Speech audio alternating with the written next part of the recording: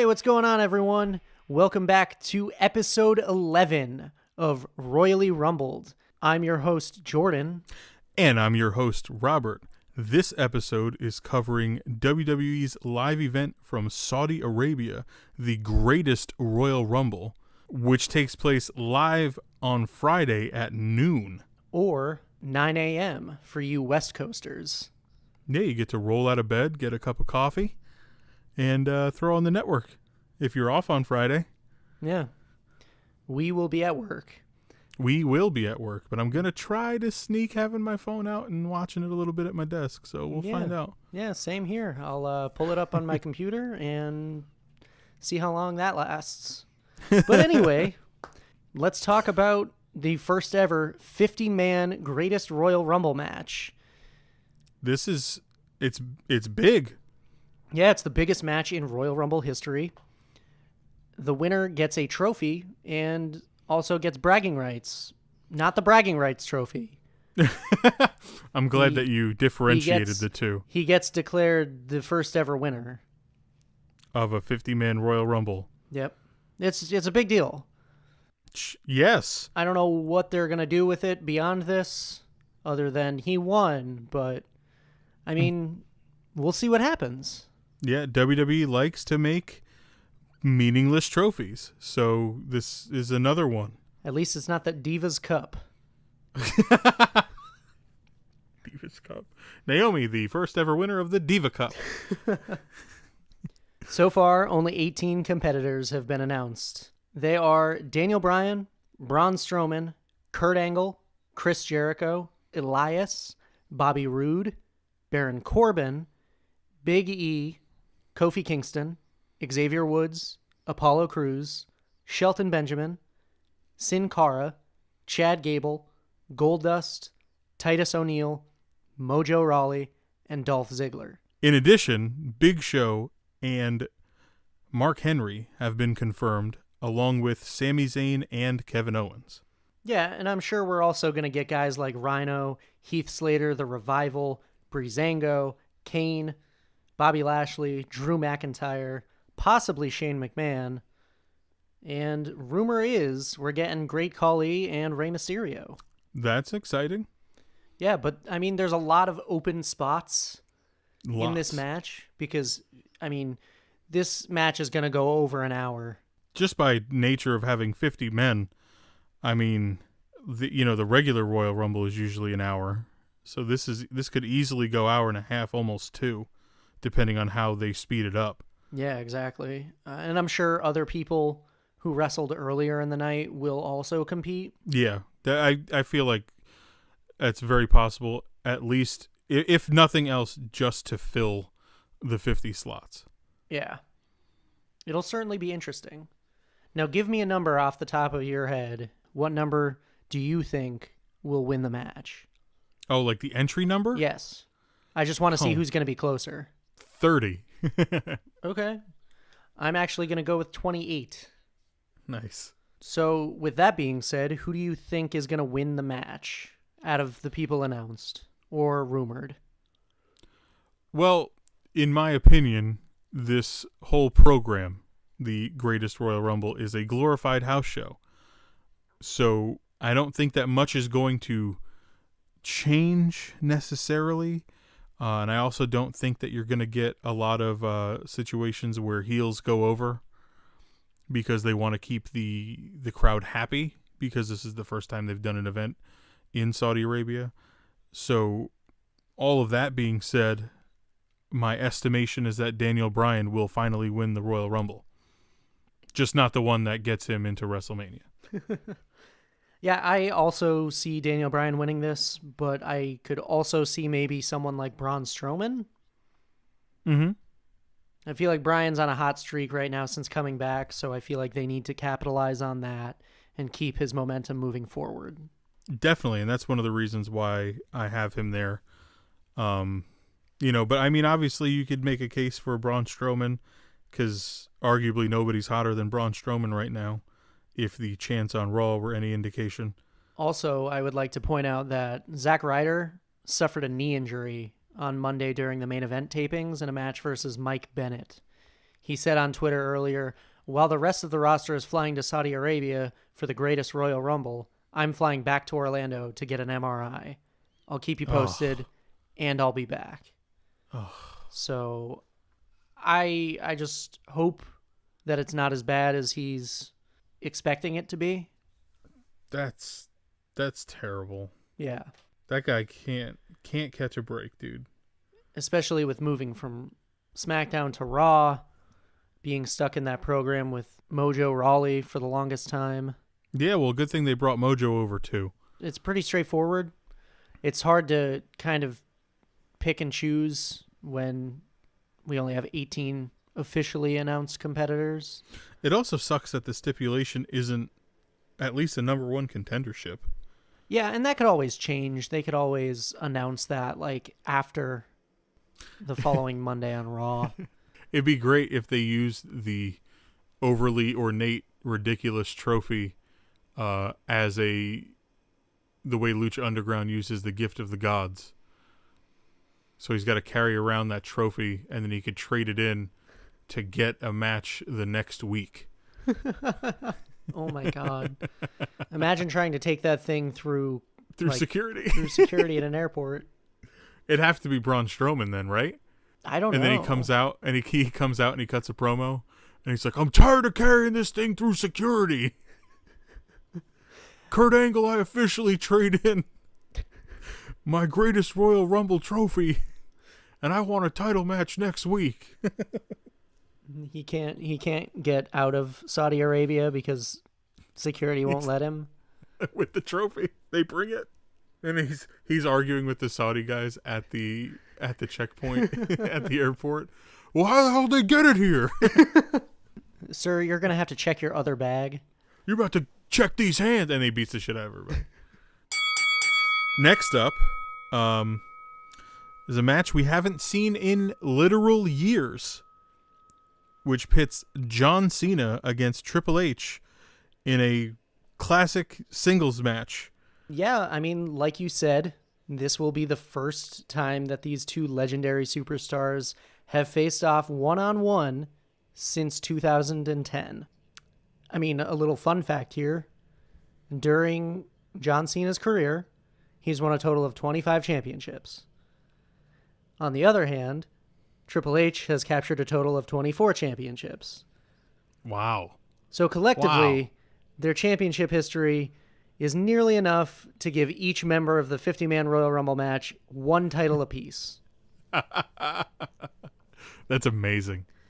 You know, they've gone to war with one another over the years, from their classic matches, just like at WrestleMania 22, to their clash at Night of Champions in 2008, and then to their knockdown, drag-out brawl on Raw in 2010. So you've got to figure this will probably be the final showdown between these two one-on-one. See, and just in that little bit, you've sold this match more than WWE has attempted to. Well, like you said, it's a glorified house show. They don't need to. No, they don't. They both haven't had a match since WrestleMania. They haven't been on TV since WrestleMania. I think it's going to be a good match. I mean, they don't have bad matches with one another, and Triple H, when he does step into the ring anymore, he doesn't, put on a bad show. No, not at all. With that being said, I think Cena's going to win because he needs some momentum after his squash match at WrestleMania. I also have Cena winning because the home crowd has to go home happy. Yeah, and I was going to say it'll be a good match, and it'll get the crowd fired up because literally these two guys have Hall of Fame storied careers. They know how to work a crowd. They know how to work a match. Should be good. Should be very good. So let's shut the lid on that match. Ooh. And then open it to the next, because we have a casket match between The Undertaker and Rusev. Originally, the casket match was set to be between the two superstars, but Lana asked for the Bulgarian Brute to be removed from the Grisly bout, and he was replaced with Chris Jericho. Lana's faith in the tremendous ability of her husband has won out, and she changed her mind. She explained via tweet that WWE officials have granted her request to allow Rusev to compete against the Phenom at the Greatest Royal Rumble. So we could go ahead and add Lana to being able to make matches, just like we have Naomi and Shane McMahon. Yeah, I mean, great. The more people in charge of making matches, the better, I think. The back and forth on this was at least interesting, and gave some build up to the glorified house show, Greatest Royal Rumble. And, all things being equal, Rusev is not leaving WWE anytime soon.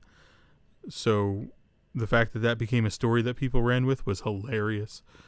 And he really can work a bunch of marks over on Twitter, can't he? Oh, it's incredible. It's so good. He even commented on an Aiden English post on Instagram and said, "Gonna miss you, brother." So, I mean, Rusev is a gem. I can't imagine this match is going to be very long. Maybe double the time of the Mania match. Undertaker's going to hit his greatest hits again. Rusev's going to hit maybe one match kick. And the Undertaker buries Rusev softly, brother. Yeah, I totally agree, and I see the Undertaker winning, but I also see the Undertaker putting Rusev and Aiden English inside the casket to close the match. Just bury them both. I like that. Rumor has it that the Undertaker will be competing at least a few other times this year, which really makes me wonder when he's actually going to hang him up. I thought WrestleMania for sure, since it was like you said, his greatest hits, and I thought it would have been his swan song. But I guess we have John Cena to thank that the Undertaker is back working more matches in the year 2018. Yeah, I guess people have pointed to his confusing speech that he gave at SmackDown 900 that you were present for. Yeah. And they, where he said that WrestleMania won't define him. So I'm guessing, and I've seen people rumbling about it, that he's going to retire at Survivor Series where he started. So that would give us till November dealing with this again. Yeah, but it's not like he's on Raw every week. No, it's working not. Every pay-per-view. He might work 3 more matches this year. We're reaching, and this is a football analogy, so forgive me. We're hitting Brett Favre territory here. Are you going to retire or not? Just do it already. Just do it already. You don't need to come back out. There's no team that needs your help. We're fine. Undertaker should have retired like 3 or 4. I think he should have retired years ago, but everybody disagrees with me. But now everybody's starting to agree that he should have hung them up a little sooner than he's doing it. So let's just end it. Let's literally shut the casket on it. All right. Next up, we have the Bludgeon Brothers defending their SmackDown Live Tag Team Championships against the Usos. Who you got?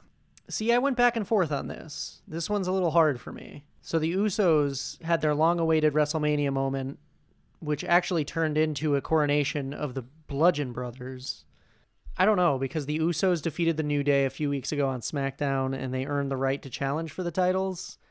They're actually hoping to return stateside on day 1-ish of their next title reign. The Twin High Flyers are going to challenge in a last-ditch effort to combat the Bludgeon Brothers' recent ascent to the top of SmackDown's tag team division. Harper and Rowan went from the dark horse contenders to a 2-man wrecking crew in the span of a month. I could see the Usos winning, but by disqualification. Thus, the Bludgeon Brothers retain, leading to another match at Backlash. Yeah, I think I agree with that. I think they will definitely get another match or two out of these guys. I think it'll be good to see them finally in their first straight up tag team match where we don't expect anything else to happen, Yeah. But the Bludgeon Brothers, in my opinion, are just getting started, so I have them winning clean. All right, ring the bell. Next up, we have broken Matt Hardy and Bray Wyatt facing off against The Bar, Sheamus and Cesaro, for the Raw Tag Team titles. Considering that the bar is on SmackDown Live now, due to the Superstar shakeup, I imagine that Hardy and Wyatt will win. Yeah, that's a pretty safe assumption. I'm really, really, really angry with the way that they handled the WrestleMania match with the bar, and I'm really angry that they were drafted to SmackDown in the middle of their title rematch. Yeah, it doesn't make sense. Sheamus and Cesaro were the top team on Raw, and I think Matt and Bray as a team is pretty cool, but it's not championship material in my opinion. At least not yet. They don't deserve those titles yet. But, I mean, then again, Strowman and a 10-year-old won them, so they don't really mean that much anymore. No, you're exactly right. They don't mean anything right now because the 10-year-old was one of the champions. I thoroughly enjoy Matt Hardy and Bray Wyatt together. I think they're entertaining and they're funny. I hope in the future, in the not too distant future, I hope they start adding people to a stable for them for an entire, broken universe, as we've often heard it called. I don't know that that's actually going to happen. It would be interesting to me. But if Broken Matt Hardy isn't doing anything other than procuring titles, what is he doing? Well, I think it was really interesting that Bray Wyatt actually sent out a tweet earlier today. I saw that. Please, indulge. He tweeted at Bo Dallas and Curtis Axel and said, "Come join the Woken universe." I mean, I'd be all for that. Yeah, we would just need maybe a 2-week quick little bit where, because they were going around on Raw asking everybody to be their entourage, essentially, because The Miz is gone. So they would need 1 week where they do a pre-tape segment where they show up at the Hardy compound and they're greeted by Vanguard 1 and they're allowed into the house, and Matt and Bray throw them into the Lake of Reincarnation, and then the next week they show up, all 4 of them in tow. It's probably the most natural way to get that across. I think, and it's really simple. You don't have to spend a lot of time on it. We did it with Bray, so we know where we're going with it. You know what I mean? Yeah. It's a very simple way to do that. And obviously, because of that, it will never happen. And they will be Braun Strowman's right and left arm. I digress. I have Matt and Bray winning the tag titles. I also have Matt and Bray winning. Next up, we have Jeff Hardy defending his newly won United States Championship against the guy who he beat for it on the Raw after WrestleMania, Jinder Mahal. In my opinion, they had some really solid chemistry in their first title bout that night. So I'm interested to see how this match goes. Yeah, speaking of that night, the Superstar Shakeup moved Jinder Mahal from SmackDown to Raw. So now with Jeff being moved to SmackDown, there's possibility here for the Intercontinental Championship and the U.S. Championship. I will go on the record and say I do not like them being flipped.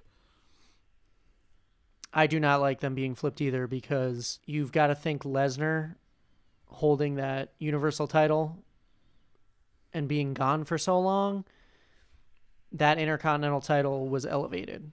And I think it's not as good as the United States Championship. Yeah, the Intercontinental title definitely does not have the adulation that the United States title has. In my opinion, it's the lesser of the mid-card titles. But like you had said, do they switch them? Does Jeff beat Jinder to retain and keep the title on SmackDown Live in Saudi Arabia? And Jinder, just so we're clear, is from India, so he's no hometown hero here. Or does Jinder win and bring the title back to Raw? Who you got?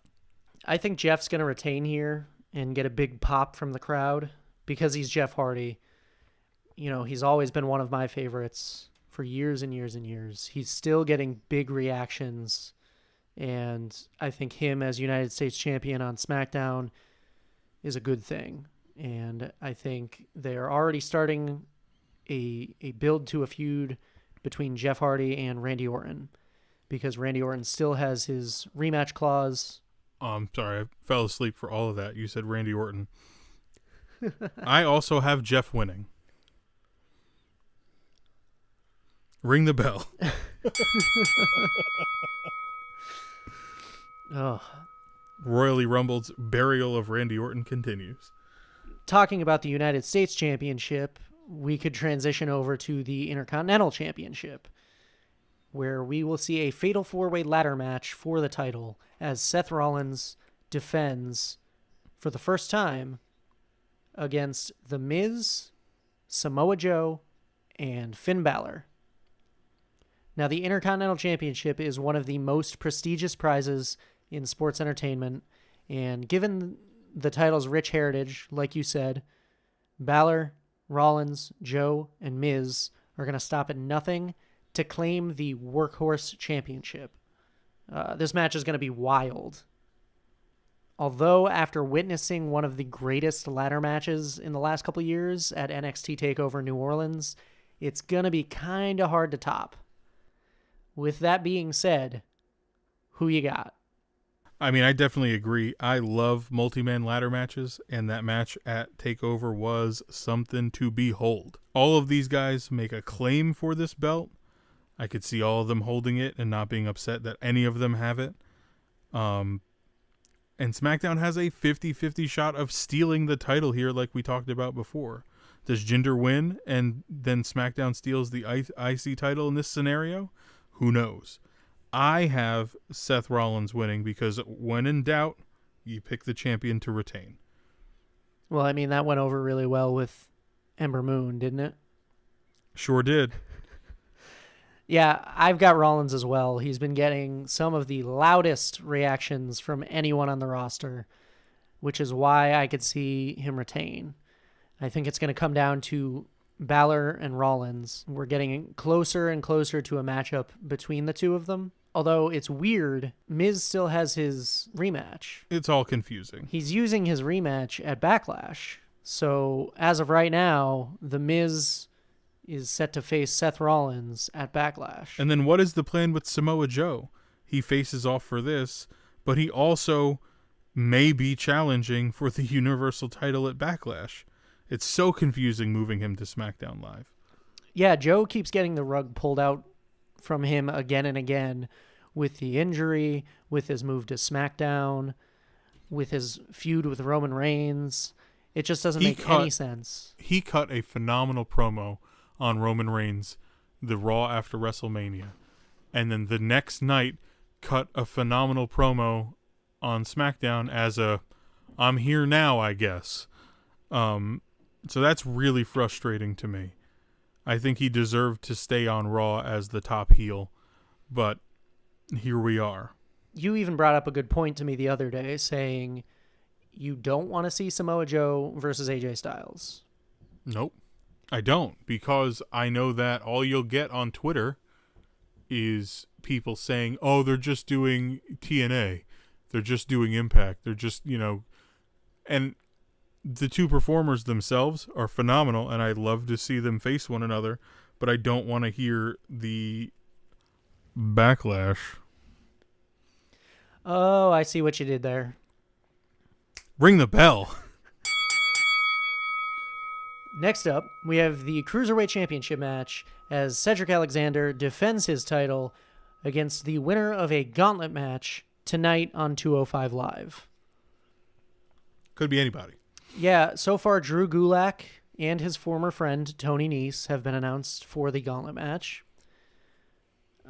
Buddy Murphy was originally included in the championship match, but was unable to maintain the 205-pound weight limit. That's an interesting little story that they're doing with that. Yeah, I really, really like that, because we've never, ever talked about the weight limit before. So it's kind of bringing relevance back to that.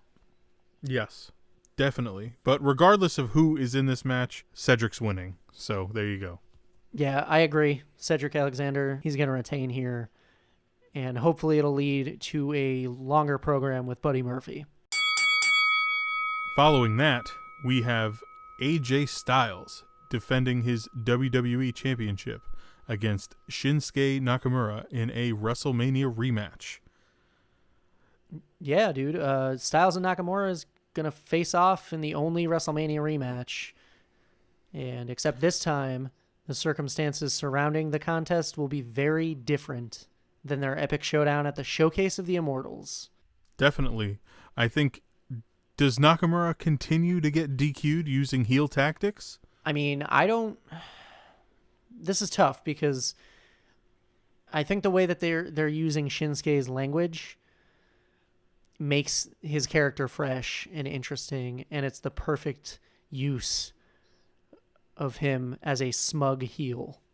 Yeah, he's a great heel. He is a great heel. I really, really enjoy him doing this and not being able to cut promos or do backstage interviews because he doesn't speak English, which is something that when he was a face was something that Jinder was rubbing his nose in. So now he's flipped it and he's using it to his advantage. But I also want to point out that he's actually so good at the character because before you weren't interested in him as a face because he wasn't doing anything. And now as a heel, he's over the moon entertaining. Yeah, I completely agree. I could not care less about Shinsuke Nakamura right before WrestleMania. However, now, this is probably the most interested I am in any feud coming out of WrestleMania. Nice. Okay. That all being said, I don't think AJ's ready to give that belt up. There's still so much more to do with this story. So I think AJ retaining here is going to help move the story forward to Backlash. Okay. How many more matches do you think they have after this out of this specific feud? I could see at least 2. Because I have AJ winning, but I don't know how much longer this is tenable. You know? Well, what? There's 2 weeks until Backlash, yeah. So that's nothing. Yeah, I would say at Backlash, the AJ Nakamura feud is over. And it's kind of because of the build up to the feud and then the switch in the middle of the feud, I don't know how much is left in it, you know? I think it's got legs. I totally think it's got the capabilities to have at least 2 more matches and have it be entertaining and fresh. Okay. I agree. That's fine. I'll take 2 more matches. So we both agree AJ Styles retains the title. Yep. Awesome. With all that being said, let's lower the cage because we are having a cage match for the Universal Championship as Roman Reigns, who is handed the title shot, goes one-on-one with Brock Lesnar, who is handed the title. Who you got? Did WWE really hold off on having Reigns win the title in the main event of WrestleMania so he could win in front of a non-hostile crowd? Will Roman Reigns win with our new knowledge of Brock's fancy new per-appearance contract? I wanted to touch on that because since Brock is now on a per-appearance deal, it actually means he's not going to be making as much for the year, but he's still making an obscene amount of money per appearance, as well as the option to go back to UFC. Because if you think about it, Brock Lesnar made $12 million in his last contract. $12 million. And he only wrestled 6 times. Well, that's why he came out on Raw laughing. Yeah. So if he wrestles 6 times, he's only going to make $2.5 million. So that's still a big hit, but it's still a ridiculous amount of money. So the good thing with that is if he wants to make more money, he's got to show up. Is that the good thing? You asked me who I have winning this match. And this may be the last time I ever put this on paper, but Roman Reigns is winning the title. Yeah, this has got to be it, right? I hope so. I never want to see these two wrestle again. I don't even want to see it Friday, but it has to happen so Roman Reigns can get the title. So can we just have it back now? Please? Yeah, who cares? I mean, give the title back and go away to UFC. And this is why I think the crowd will be clamoring for a title change, because so far we really haven't had any titles change hands in our predictions. Yeah. I mean, we've definitely left the door open and understood how or why they could happen.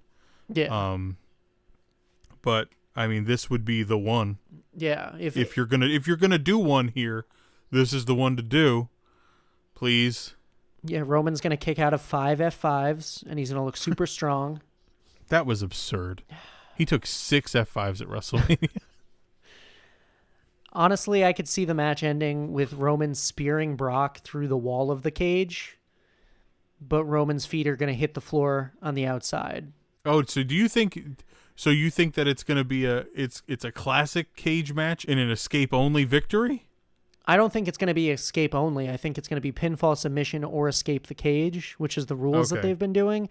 But I think it's going to come down to he's going to kick out of 5 F5s in the cage. And then Lesnar's going to go to like jump kick him or whatever, and then he's going to move, and then Lesnar's going to get caught up in between the ropes and the cage, and then Roman's going to spear him, and then the cage wall is going to come down, but Lesnar's feet are going to be up on the cage, and Roman's going to roll. Therefore, his feet touch the ground. He never pins. I'll take it. He never pins Brock, but he still gets the title, and then Brock could go away. I'll take it. Yeah, Brock can go away until Great Balls of Fire. Well, I think we could close the book on the greatest Royal Rumble. Oh wait, we didn't do who's Nia defending her women's championship? Don't worry about it. Don't worry about it.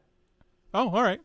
Well, that's been Royally Rumbled, episode 11, covering the greatest Royal Rumble live on Friday from Saudi Arabia. Let us know who you think's going to win. You could go ahead and follow and tweet with us on Twitter at Royally Rumbled. You could also follow us individually. I'm on Instagram and Twitter at Alex Shepard, ALXSHPRD. And you could follow me on Instagram and Twitter as well at Yesball. And go ahead and like us on Facebook. We have a new Facebook page. We just launched it not too long ago. Facebook.com/Royally Rumbled. Do you have the massive list of where you could be listening to this on? Yeah. You could always download us on iTunes, Podbean, Google Play, Stitcher, SoundCloud, and Spotify. And if you're interested, you could go ahead and see the video version of this podcast on YouTube or Facebook. So there's really no excuse. Yeah, no, everyone's got access because it's free. You could just listen to us. So put us in your ear holes.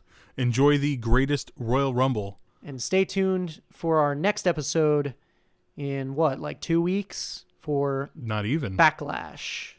And once again, thanks for listening, everyone. We really appreciate it. And just remember, no guess is as good as ours.